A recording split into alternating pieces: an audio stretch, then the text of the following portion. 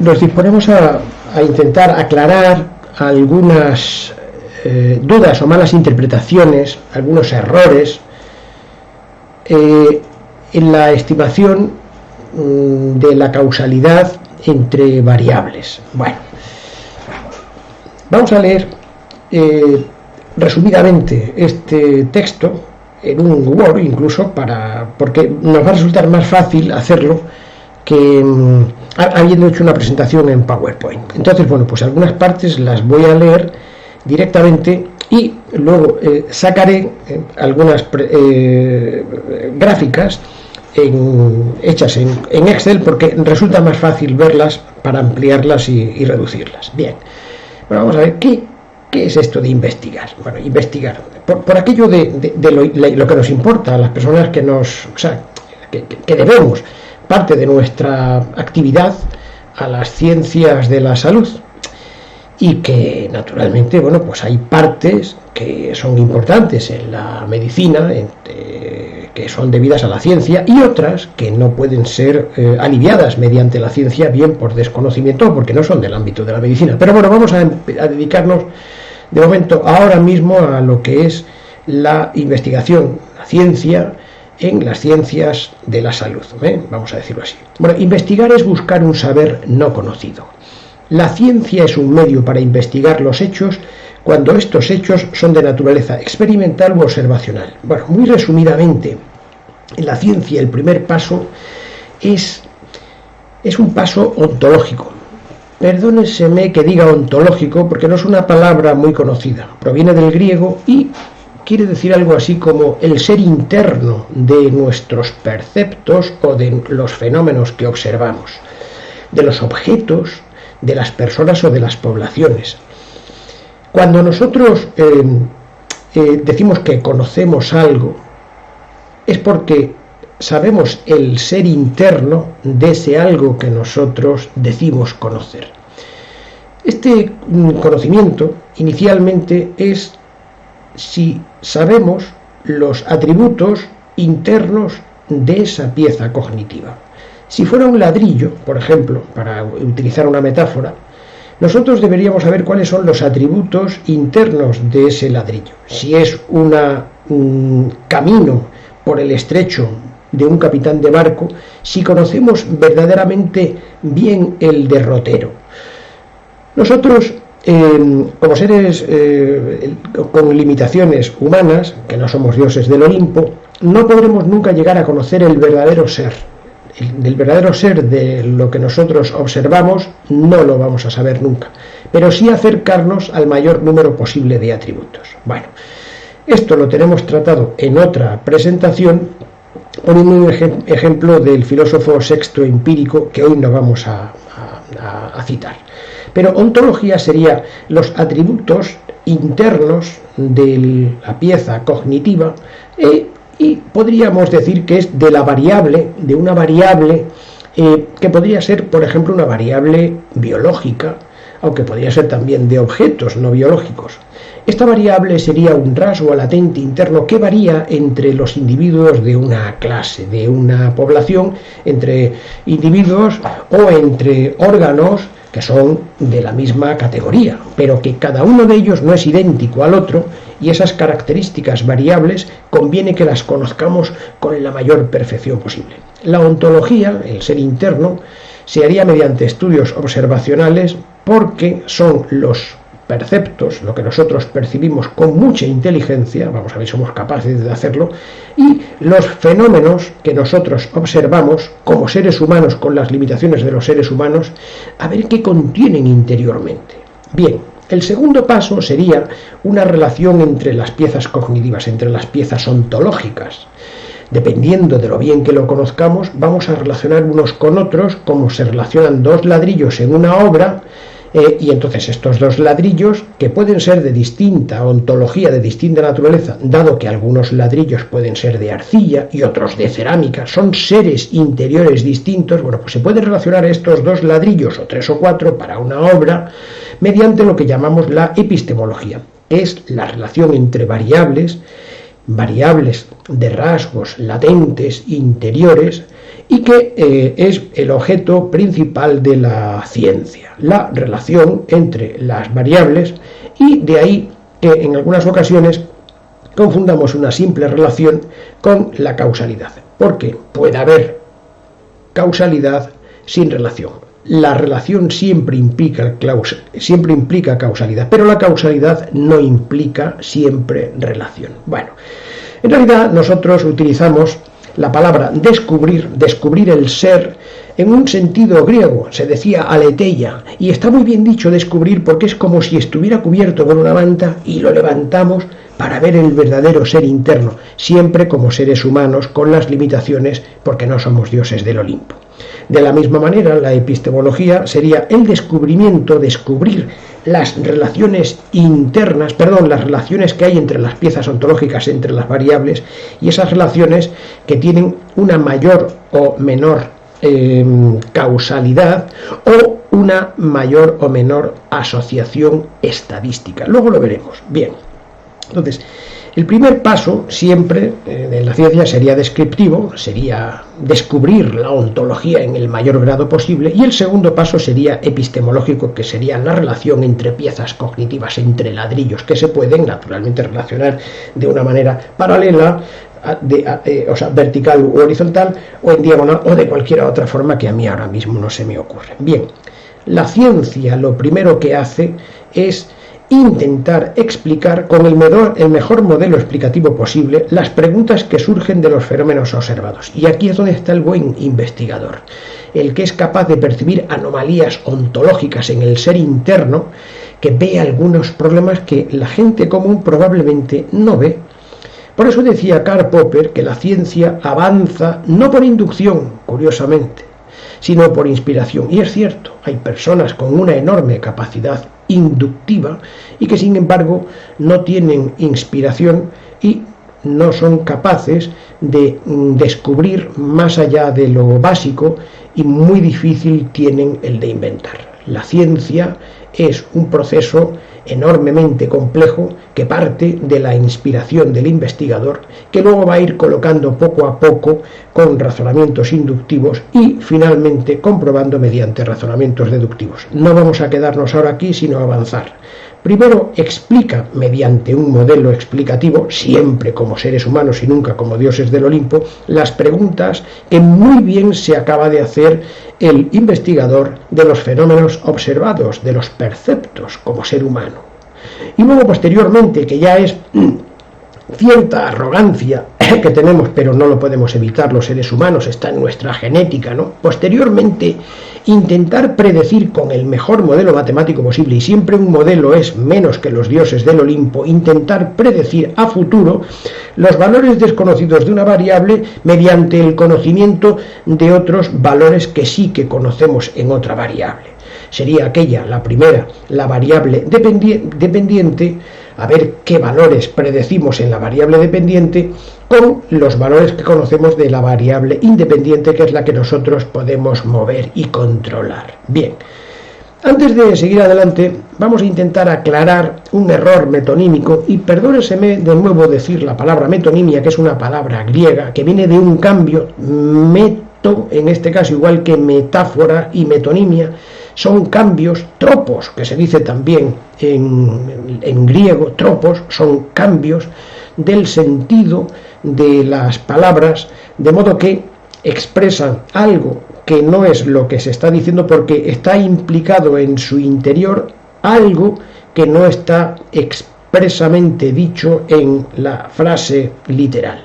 En este sentido, yo podría, por ejemplo, decir que confundo la causa con el efecto, o el todo con la parte. Por ejemplo, el todo con la parte sería yo decir: tengo en mi rancho 1000 cabezas de ganado. Bueno, no son 1000 cabezas, naturalmente, ¿no? Porque son las cabezas y lo que está debajo, todo el animal completo, ¿no? Por ejemplo, España ha votado a Rusia 15 puntos en Eurovisión.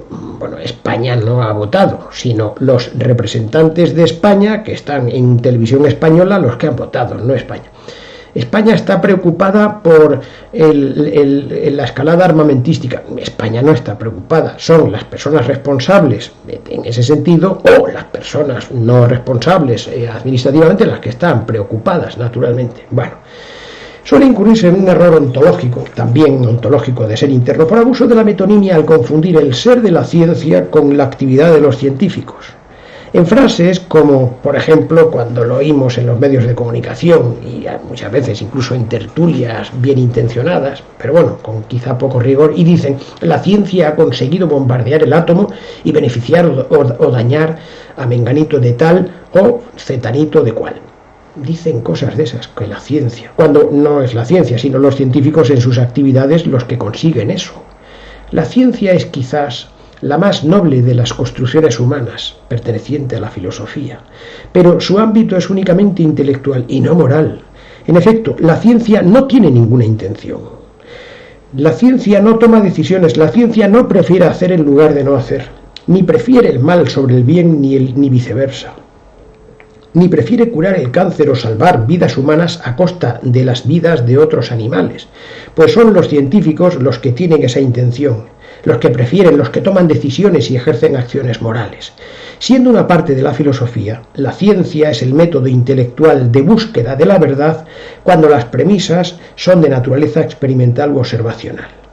Cuando las premisas no son de naturaleza observacional o experimental, como por ejemplo en filosofía moral, para avanzar hacia la verdad sigue haciendo falta el resto de la filosofía, porque la ciencia solo es una pequeña parte de la filosofía. De modo que cuando no tenemos ciencia para la búsqueda de la verdad o de la mayor verosimilitud, tenemos su madre, la madre de la ciencia, que es la filosofía y que abarca mucho más. Bueno, en efecto, no puede ser la ciencia, sino el científico, el agente moral que utiliza el conocimiento como un medio para alcanzar un fin, el telos, que decimos en griego. Ese telos, ese fin último, ese propósito, es un enunciado moral.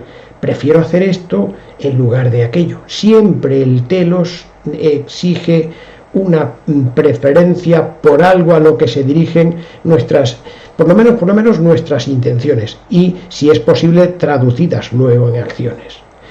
Ese telos es un enunciado moral que constituye la premisa principal de un razonamiento práctico, tanto si el agente, el científico, es consciente de ello como si no lo es. Los agentes que utilizan la ciencia como un medio y que son conscientes de ese fin, de ese telos, expresan la premisa principal de facto, o serían capaces de expresarla, mediante una proposición que es una frase del telos moral, que contiene el telos moral. Es una frase, es una predicación, es un propósito, una proposición, que podemos decir una frase, un juicio moral en este caso. Los demás agentes también persiguen sus fines, aunque se muevan en un nivel en el que no sean conscientes de que los persiguen, probablemente porque viven en la creencia no reflexionada y equivocada de que la ciencia tiene un propósito, sin atisbar que los que tienen propósitos son los matemáticos criptógrafos, los físicos nucleares y los farmacólogos, pero no la matemática, ni la física, ni la farmacología. Bien. Por eso no es raro que encontremos, frases como que el científico y no la ciencia tiene como propósito gobernar la naturaleza, o como señaló Augusto Comte, el padre del positivismo, decía: saber para prever y prever para poder. Bueno, bien, claro, esto es el científico, no la ciencia, y es cada uno de los científicos y no la ciencia quien tendrá que dar razones de la coherencia moral de sus respectivos fines, de los fines que persigue como intención y de las acciones que hace de facto. A la ciencia no se le va a llamar nunca a un tribunal para que explique las razones de las acciones que hacen los científicos, porque solamente es un instrumento fantásticamente bueno, muy bueno, ¿no?, para alcanzar la verdad, pero que esa verdad que haya, o el grado de verdad, no tiene intención. Es el científico que la busca el que la tiene. Bien. La principal, vamos a ver, relaciones entre variables. La principal función de la ciencia, la más noble, es la relación entre las variables, porque realmente, o sea, es en esta epistemología donde rinde mayor culto en el descubrimiento de las verdades que nos resultan de sujeto de curiosidad.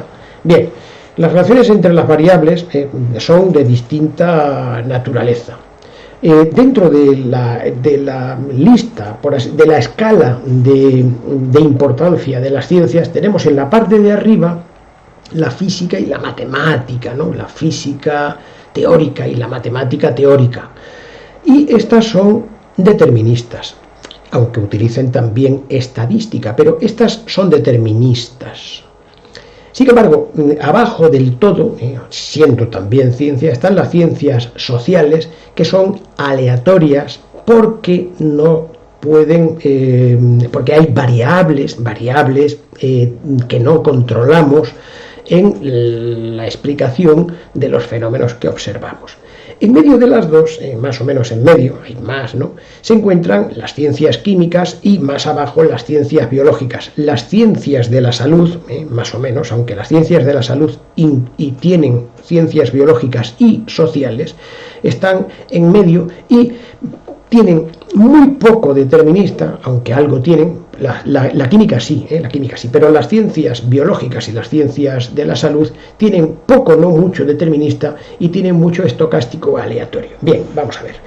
No nos vamos a detener mucho, pero aquí podemos ver cuando dos variables, la variable y la variable x, no tienen ninguna relación. Y a este tipo de gráfico o de no relación entre las variables lo llamamos variables incorreladas o incorrelacionadas. Digo porque incorrelado no se estila mucho en las ciencias biomédicas, se estila más, por ejemplo, en las ciencias sociales, en la psicología, por ejemplo, también, ¿no?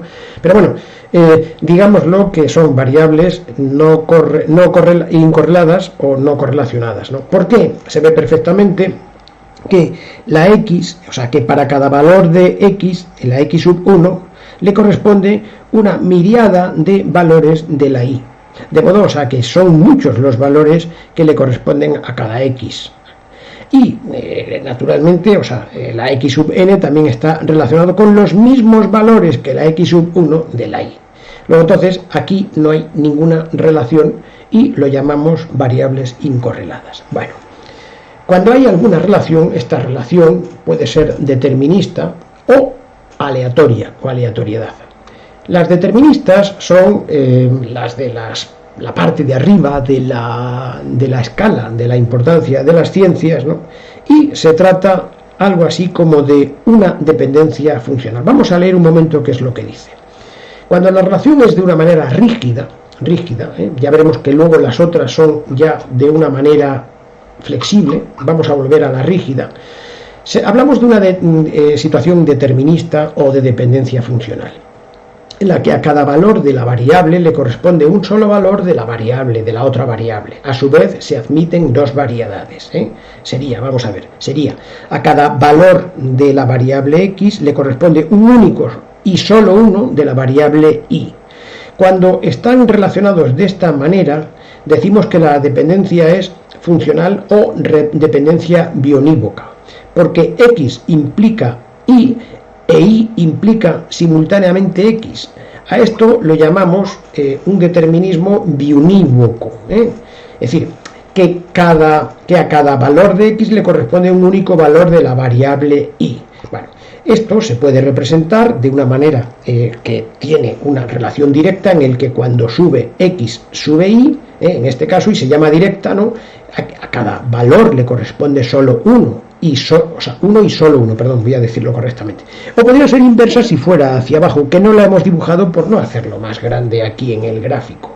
Bien, esta dependencia es funcional y decimos que es biunívoca, pero podría ser unívoca en el que a cada valor de x le corresponde uno o varios valores de y, pero no a la viceversa, A cada valor de y no le corresponde un único valor de x. Esto sería el ejemplo. Nos damos cuenta de que cada valor de x le corresponden varios valores de y, pero no a la viceversa, no a la viceversa. Y tenemos estas dos situaciones, son fáciles de identificar, pero siempre es de un solo valor a un solo valor. Un único número con un único número, nada más. Esto sería una dependencia, una relación determinista, pero sería unívoca. Permítaseme decir el hecho de que x implica a y en la dirección hacia la derecha, siendo esta la variable independiente y esta sería la variable dependiente, la que se transforma cuando movemos esta, que sería nuestra intervención, en el caso de que fuera alguna intervención lo que pretendemos, ¿vale? Es unívoca. En este caso se puede demostrar que x es condición suficiente para y, e y es condición necesaria, cuando viene para acá, necesaria para la x. Lo vamos a ver luego posteriormente, aunque no nos vamos a detener mucho, simplemente para que se sepa que en lógica formal se puede demostrar esto.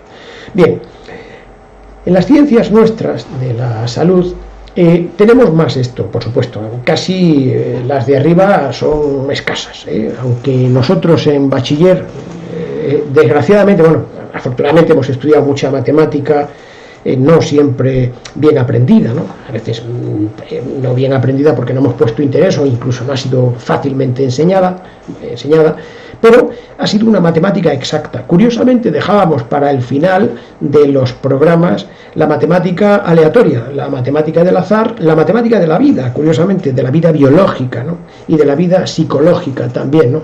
En este caso es una pena porque tenemos una baja formación desde el inicio de nuestras adolescencias, ¿no?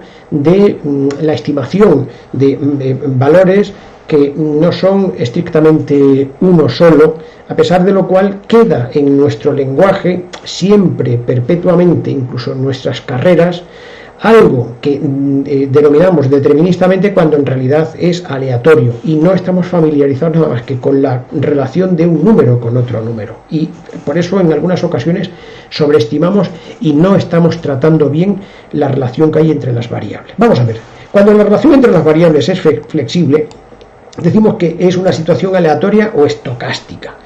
La palabra estocástica no es un insulto, es que se dice así también, pero no la vamos a utilizar porque tenemos más costumbre de decir aleatoria. Bien, en la que a cada valor de una variable le pueden corresponder varios valores que están próximos en la otra. Bueno, próximos, más o menos próximos. Debido a la influencia de otras variables ajenas, porque esta es lo que le sucede. Por eso está relacionado con varios valores, porque en realidad no es una sola causa, sino que está influido por otras variables ajenas que englobamos bajo el nombre del azar, acaso, albur, chamba, causalidad, discúlpeseme, casualidad, es casual, que me estaba yo ahora mismo liando, ¿no? Bien, ¿por qué? Estas son variables que están presentes pero que no conocemos o conociéndolas no las controlamos, pero están inherentes y esa es la razón por la que un punto se relaciona con muchos valores de aquí, porque en realidad están influyendo muchas variables y a lo mejor estamos fijándonos en un sesgo de disponibilidad solamente en una y estamos no conociendo o no controlando muchas más que están influyendo en esta relación. Bien, esta relación, son 5 creo recordar, las vamos a decir muy rápidamente. Esta relación aleatoria puede ser recíproca o biunívoca. En este caso sería un conjunto de valores de la variable x, un conjunto que está más o menos cercano, bueno, puede ser que tampoco esté tan cercano, se relaciona biunívocamente con un grupo o un conjunto de valores de la variable y, ¿vale? Bien.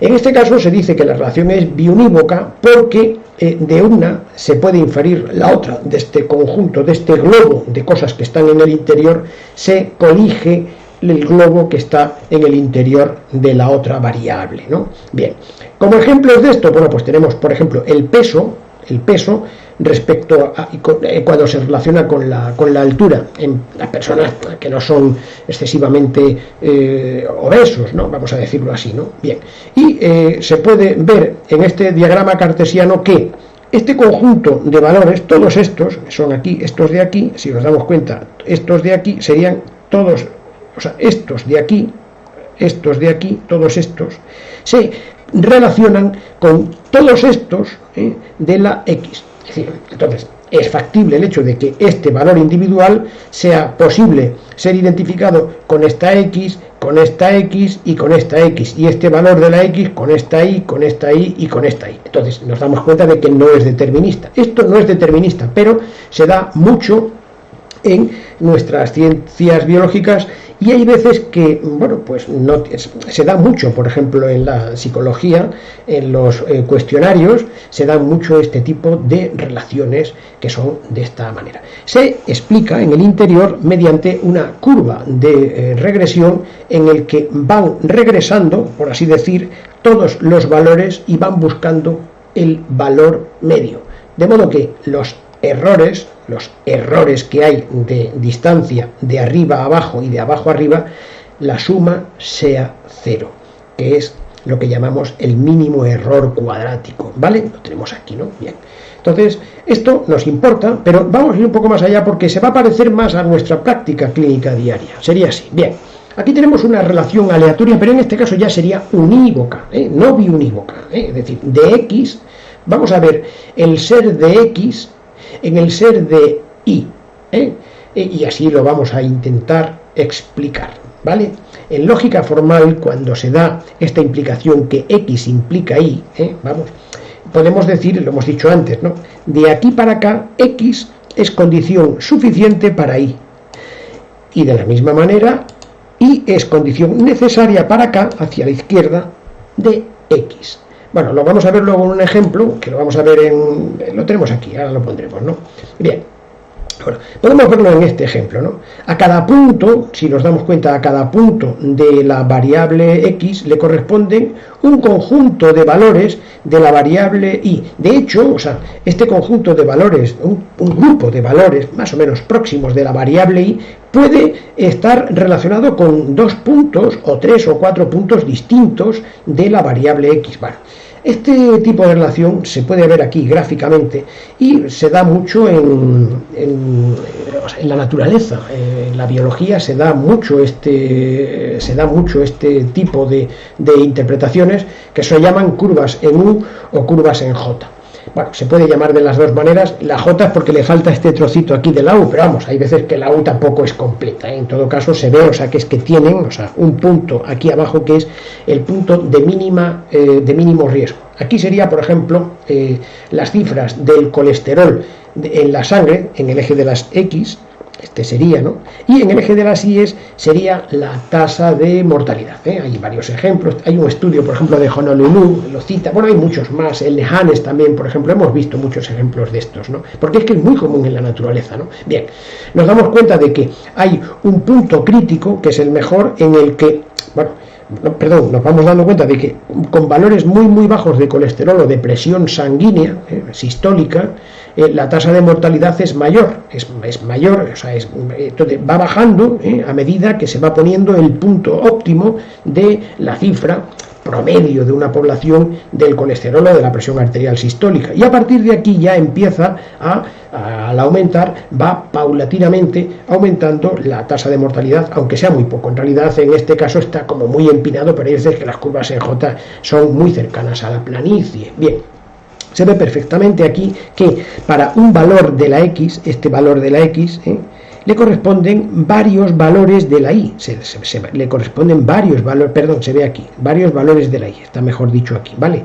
Pero también vemos que estos valores de la X de aquí se relaciona con los mismos valores de la Y, con este conjunto, este universo, pequeñito universo, bueno, debe ser conjunto, universo, no voy a utilizar esta palabra, ¿no? Con este conjunto de valores, que sería esta situación que aquí tenemos, ¿vale? Bien. Vamos un poco más allá, que nos vamos acercando poquito a poco a lo que nosotros queremos. Bueno, bien, también se da en nuestras ciencias la relación aleatoria unívoca del ser de X, igual que antes, en el ser de Y y su complementario en el de no ser Y. Es decir, que X implica Y y no Y. Vamos a verlo en un ejemplo y así yo creo que vamos a salir más de dudas. Y luego volvemos un poquitín hacia arriba. Esta sería la X, que serían valores, por ejemplo, de colesterol, de índices de colesterol en sangre, tenores, ¿no? En miligramos por decilitro, y nos damos cuenta de que están relacionados con, en este caso vamos a poner la muerte, que sería el atributo del eje, de la variable dependiente, perdón, no me salía, y este sería pues toda la variable, la muerte, ¿no? Pero también nos damos cuenta de que está relacionado, o sea, cada uno de estos valores con el complementario, es decir, con el no ser de esta variable, de modo que sería el complementario, es decir, sería el no ser, el no y, muertos y no muertos, muerte y vivos, entre todos suman el universo, pero naturalmente si nos dirigimos solamente a uno, estamos ocultando cosas que están pasando en el otro. Bien, 260 sería un ejemplo, perdón, voy a leerlo. Un ejemplo sería el de las cifras del colesterol en sangre en un periodo de 10 años que tienen los que mueren, sería este de aquí, el ahí, y su complementario, los que no mueren, los que viven, este de aquí. En 10 años, ¿qué ha sucedido? Bueno, pues los que tienen el colesterol de 260, hay unos que mueren y otros que no mueren. Bien, lo mismo pasa con el de 240 y el de 160. El de 160 hay algunos que no mueren y otros que sí mueren. Si hacemos una representación cartesiana, podemos ver, o sea, que el conjunto, en este caso la variable y su complementaria, el no ser, estarían en el eje de aquí, bueno, no sería el eje de las X, porque sería, perdón, de las Y, sería el eje de las Y y las no Y, ¿no? Naturalmente, ¿no? Y vemos que la relación es plana, porque a medida que aumentan los valores del colesterol, también, tienen una relación planar, una planicie, ¿no? En lógica formal. No quiere decir que no haya una probabilidad mayor, pero en este caso, en lógica formal, es posible la una y la otra, y es explicativo. El valor de 160 explica la muerte y la no muerte, las dos cosas. Otra cosa sería la probabilidad, que es lo que afectaría luego posteriormente a todo esto. Pero antes de nada vamos a ver el ser interno de la relación que hay entre estas variables. Bien, vamos a ver, aquí lo tenemos, ¿no? Bien, en lógica formal, igual que hemos dicho anteriormente, cuando X implica Y y no Y, cuando va de aquí para acá, se puede demostrar que X es condición suficiente de Y y no Y, es decir, X es condición suficiente de esto. Y de la misma manera, esto, Y y no Y, morir y no morir, es condición necesaria de esto. De aquí para acá, suficiente, y de aquí para acá, necesaria. ¿Vale? Bien. De acuerdo, entonces vamos a ver, porque esto tiene su implicación, naturalmente, ¿no? ¿Vale? ¿No? Vamos a verlo aquí, por ejemplo, es decir, cuando nosotros al hacer esta formulación matemática, ¿no?, decimos que la variable independiente, que en este caso sería morir, la Y, y no morir, es función de X del colesterol, es decir, que hay una función de esta relación funcionalmente con el colesterol, dado que es de Y y no Y, pues hemos de inferir, o sea, con cierta inspiración, que falta algo, aquí falta algo, porque aquí hay una anomalía y esto, pues aquí es que falta algo en realidad, ¿no? No podemos incurrir en un sesgo de disponibilidad, pero aquí falta algo. Y más bien debe de tratarse de una ecuación en la que lo que le falta es esto que estamos aquí señalando. Vamos a verlo. Esto de aquí sería la variable dependiente, y esta sería una parte real de la variable dependiente. ¿Por qué? Porque en realidad estamos hablando de un polinomio en el que el colesterol sería solamente un monomio y probablemente no sería el más importante, ¿no? ¿Qué le falta aquí? Pues es porque realmente está afectado aleatoriamente por muchas otras variables que no están presentes en nuestra retina, pero que están actuando en esta relación. Y son variables que son confundentes o de interacción. Son, variables o covariables en este caso, ¿no? Bien, es decir, aquí le falta una o más causas de relación, una o más causas independientes de X, que no sean solamente las del colesterol las que expliquen la muerte y la no muerte. Y efectivamente, esto está explicado por el colesterol en una pequeña parte y por muchas otras cosas más que no tenemos en nuestra retina o que hemos olvidado y que estamos trabajando sin ellas. Pero están aquí presentes. O también, naturalmente, hay que sumar las interacciones que tienen estas nuevas variables que estábamos ocultando, estábamos desconociendo o que no habíamos controlado, las interacciones que tienen con la X, o sea, con el colesterol, o con el resultado de aquí. Y estas interacciones son, o bien con la X, colesterol, o bien unas interacciones que hay entre sí, de estas nuevas emergentes que no habíamos visto al principio. ¿Vale? Bueno.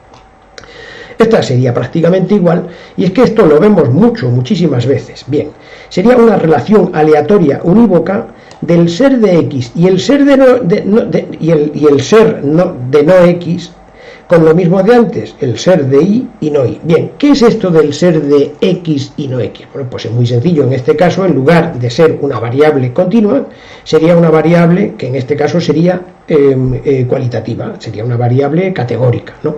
Pero una variable categórica en realidad son dos variables que hemos montado una encima de la otra. Y sería la muerte, aquí sería la muerte, y aquí sería la no muerte, igual que antes, morir y no morir, y aquí sería el colesterol alto, esto que llamamos la colesterolización de la vida ahora, ¿no?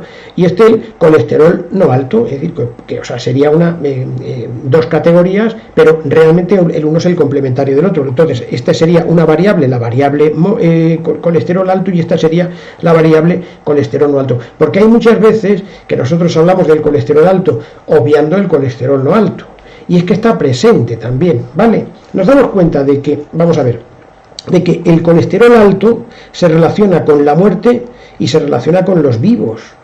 Y dice, un ejemplo es la asociación, aquí lo tenemos puesto, ¿no?, que hay entre el colesterol alto y el colesterol no alto en 10 años con los que mueren, que sería la Y, y los que no mueren, que sería la no Y. Y en efecto, vemos que los que no tienen el colesterol no alto, se relaciona con los que mueren, porque algunos que tienen el colesterol bajo mueren, y otros que tienen el colesterol bajo no mueren. Lo mismo que los que tienen el colesterol alto, aunque haya una probabilidad mayor, que esa es digna de ser estudiada en otro momento, ¿no?, que es muerte y no muerte, o sea, puede ser, ¿vale?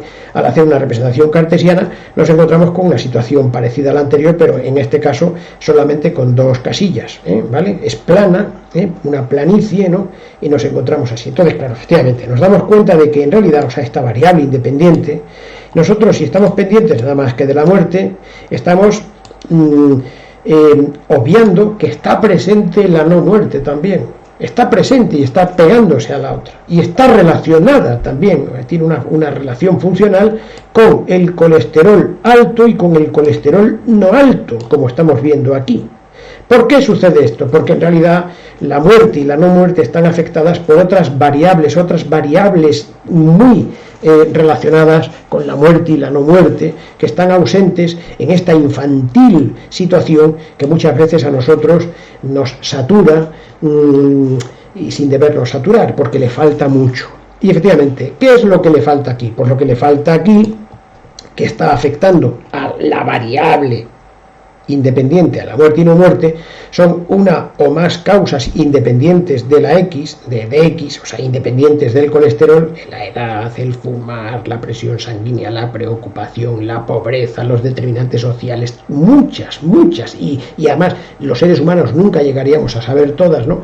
Más las interacciones que tienen estas, si es que la tienen, las posibles interacciones con la X, en el caso de que la tenga, o las interacciones que tienen también entre ellas, de modo que, claro, naturalmente, o sea, creer que la muerte o la no muerte es una relación así por las buenas simplemente con el colesterol alto, pues es un poco infantil, porque en realidad lo es con el colesterol alto y el colesterol no alto, y después un universo grandísimo de todo lo que falta, porque en realidad esas variables que habíamos obviado están presentes en esta relación. Lo que pasa es que no habíamos sido conscientes de ellas o no estamos formados para intentar buscarlas.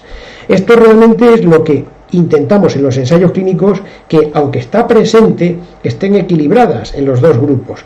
Pero, por supuesto, que en los ensayos clínicos, la muerte y la no muerte, cuando estamos tratando con colesteroles o fármacos que disminuyen el colesterol, estas Estas otras, las que están en la vaseline, están presentes en la causalidad o en la relación que tienen con la mortalidad y no el colesterol o en la ausencia de colesterol, sino todo esto, la edad, el estatus de fumador, la presión arterial sanguínea, el determinante social que estábamos diciendo hace un momentito. Bueno, yo creo que esto no lo vamos a continuar aquí, pero vamos a ver qué es esto de la condición necesaria y suficiente.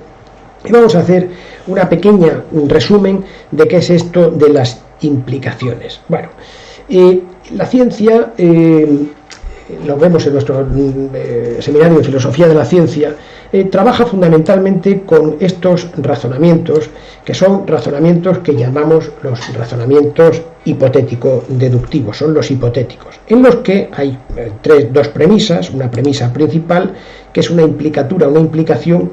P implica X, por decirlo en lógica formal, y la segunda puede ser la segunda, que es la premisa menor, puede tener 4 posibilidades, que sería no Q,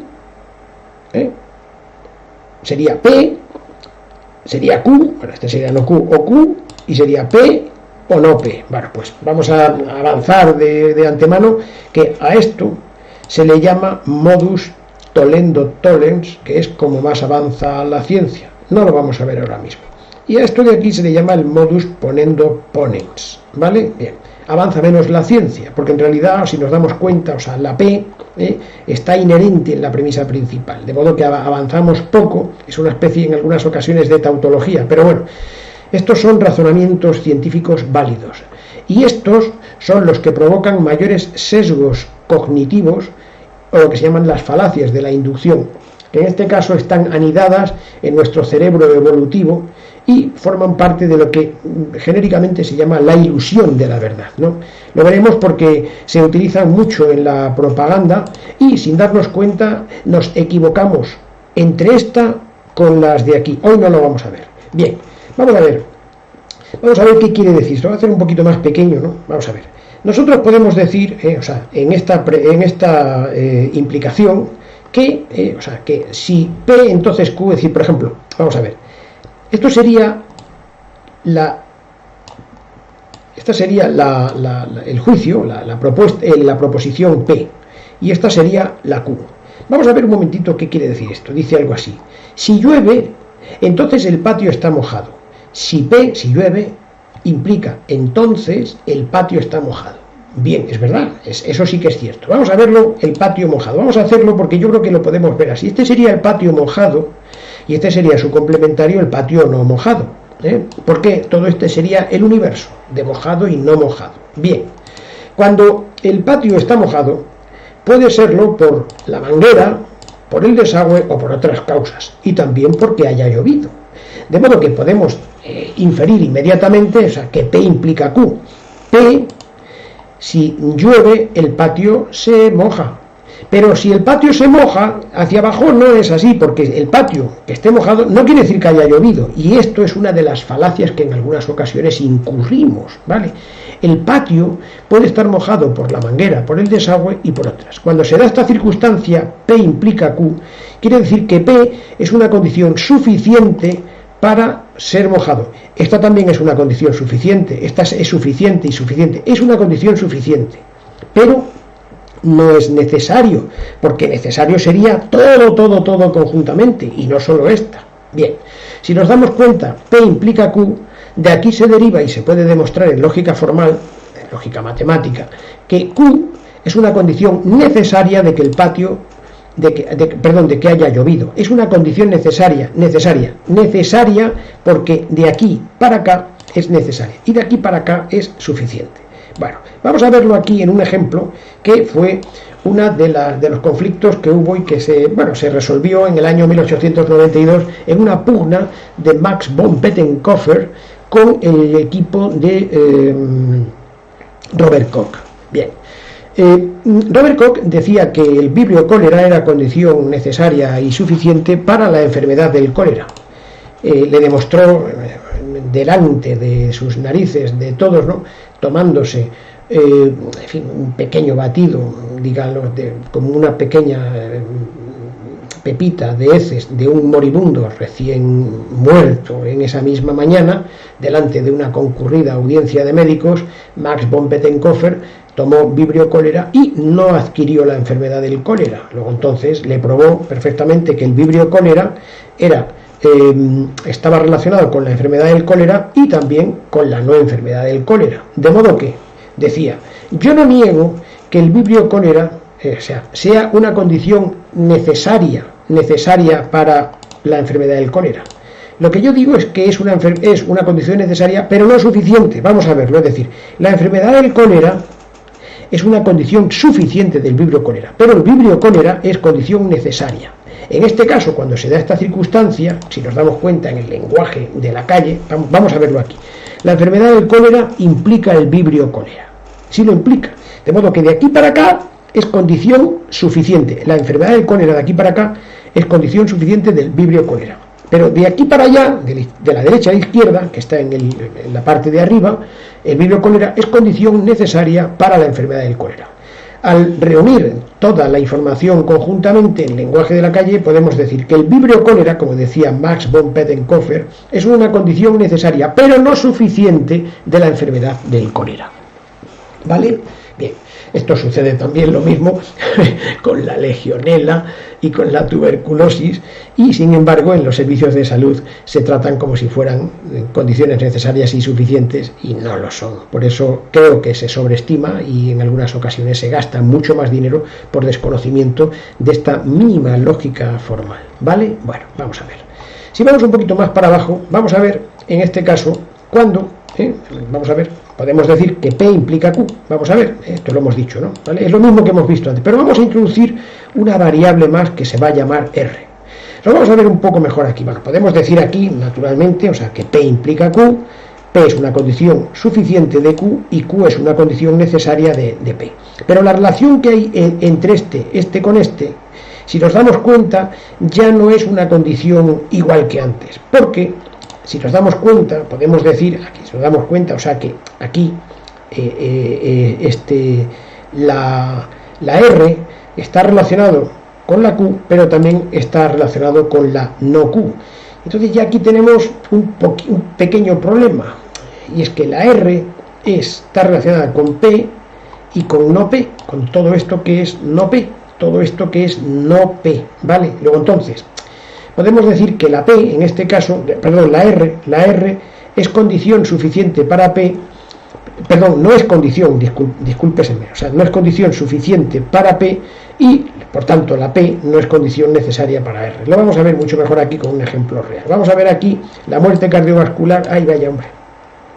La muerte cardiovascular en relación con la muerte, y aquí está su complementario, la no muerte. Entre estos dos hacen el universo de muertos y vivos, ¿vale? Bueno, efectivamente, la muerte puede ser de distintas causas, muerte por cáncer, muerte por infección y otras causas de muerte y por muerte cardiovascular.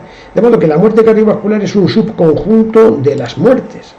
Bien, podemos decir que la muerte cardiovascular implica la muerte, La muerte cardiovascular es una condición suficiente para las muertes y las muertes son una condición necesaria para la muerte cardiovascular. Pero la muerte es una condición necesaria, pero no suficiente para la muerte cardiovascular, ¿vale? Hasta aquí vemos bien que es este enunciado que tenemos aquí, esta parte es la que acabamos de decir. Ahora vamos a referirnos a esta variable que es el colesterol alto, simplemente esta variable, naturalmente le faltaría el colesterol bajo, pero vamos a ver solamente el colesterol alto, la X de antes, en lugar de decir la X y la no X, porque se enuncia exactamente igual, ¿no? Bien. Vamos a ver, nos podemos dar cuenta de que el colesterol alto se relaciona con la muerte cardiovascular, o sea que se asocia con muerte cardiovascular, con muerte de otros tipos que no es la cardiovascular, es decir, cáncer, muerte por infección u otras causas de muerte, y también se asocia con la no muerte. Naturalmente, cuando se da esta circunstancia, podemos decir lo siguiente: el colesterol alto de aquí, se relaciona con la muerte cardiovascular y con la no muerte cardiovascular, en realidad incluso con la no muerte también, ¿vale? Bien. Entonces, podemos decir, o sea, según esta lógica formal, vamos al de abajo, que esto de aquí implica esto de acá.